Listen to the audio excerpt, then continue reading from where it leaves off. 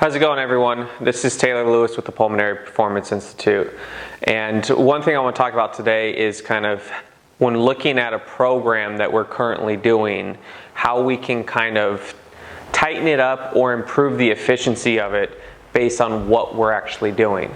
So in a previous video, I talked about you first have to start with a goal. So when we have a goal and we write it down and it's precise, then we kind of have a target to go from. Once we've decided what that goal is, so whether that's to improve lung function, reduce BMI, or improve muscle mass, it gives us a pinpoint to then take the next step and look at what our current program is. So let's say you're on a current program and your goal has changed, priorities have changed. So what I have oftentimes my clients do is first you want it written down so you can visually look at it. So this gives you that opportunity to see, okay, where am I going with what I'm currently doing? Then what we'll have our clients do is look at what is the volume. So on the y-axis, we'll look at volume, and you can number this however you want, whether it's 2 exercises or sets, reps, however that might be. But also we want to look at what exercises or what movement patterns are within that. So for instance, pushing exercises for upper body and pulling exercises. So pushing being push-ups, bench press, pulling upper body exercises like rows or chin-ups.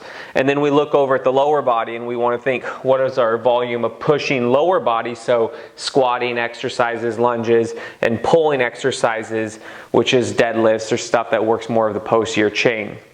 Now oftentimes when we write these down, we'll see a difference.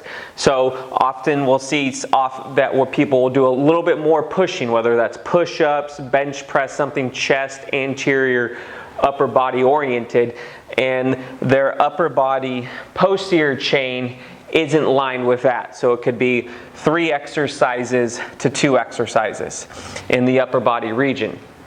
And if the goal, for instance, if we have just a goal of I want to improve upper body strength while reducing the risk for injuries in the shoulders or reducing some tension, very specifically, if we look at this and say, okay, they have 3 exercises, they have 2, well, we're going to have a disconnect from the front and back side of the body.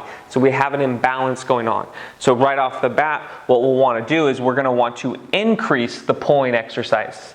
Now, everyone is different. So let's say you have a desk job or you have a little bit more hyperinflation, chest tightness. This ratio may increase to a 2-to-1 ratio where I go 2 pulling exercises to 1, depending once again on what that goal is. Now then when we move to the lower body, maybe you have a little bit more quad dominant exercises. So you like to do lunges, you like to do squats and stuff like that are going to get the glutes and the quads. But sometimes our pulling exercises that work the glutes and the hamstrings are a little less than we'd like. Now going back to it, a big key that we work with all our clients is one thing is reduce the risk of injury. Now if I have a higher amount of volume on my quad-based exercises and I have a lower base on my hamstring-based posterior chain exercises, over time that can cause discomfort and cause some issues in the lower back. Especially if you tend to sit a little bit more, because then there's going to be a little bit more asymmetries and strength. So if our overarching goal is to improve overall strength, that's a little bit, basic in a sense of just overall strength. But what we want to first see is what is the difference in ratios from side to side. And this will be very key when you're trying to program for something long term. This is why we always suggest first, figure out what the exact goal is, quantify what that goal is so you have a precise target, and then illustrate what you're currently doing at the moment. Now, if you aren't necessarily working out as much, you can kind of see what is my lifestyle like, and you can start with a basis of just trying to get the same ratio of push to pull across upper and lower body. And then as you start to get more into your programming, then start to think, okay, where am I at? If I have a desk job, I'm probably going to want to do a little bit more pulling exercises that opens up the back, strengthens that because I'm rounded, versus pushing exercises. Or if I have a little bit more shoulder tightness, I may want to change those up. And then same thing here with the push and pull in the lower body.